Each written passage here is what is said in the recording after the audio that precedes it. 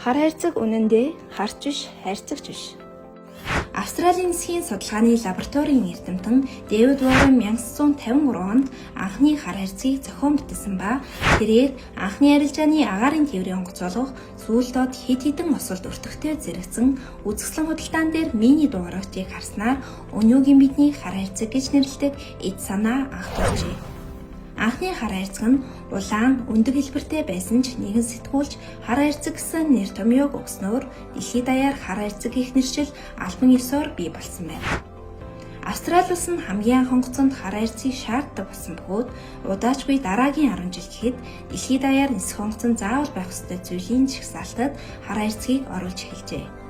Тэгвэл автомашины анхны хар хайрцагууд 1970-ад оны дундуур гарч ирсэн ч энэ технологиг өргөнөөр нэвтрүүлэхэд дахиад 20 жил шаардлагатай байсан ба 2012 он гэхэд үйлдвэрлэлийн стандарт болгож чадсан байна. Бидний амьдарч буй шинжлэх ухаан технологи хөгжсөн энэ нийгэмд замын хөдөлгөөний болон иргэдийн зорчих орчны аюул байдлыг хангах зорилгоор автомашиндаа хар хайрцаг суйрлуулах шаардлагатай байна.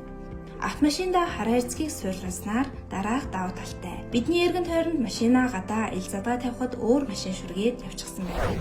Зарим тохиолдолд хэн нэгэн хүн будгийг нь зурах, тойл, дохио бүр цаашлаад их гэрэл цонх хаглах, тээврийн хэсэл дотор байсан эд зүйл болон дугуй бас гоёл чимэглээ алдах тохиолдол гардаг.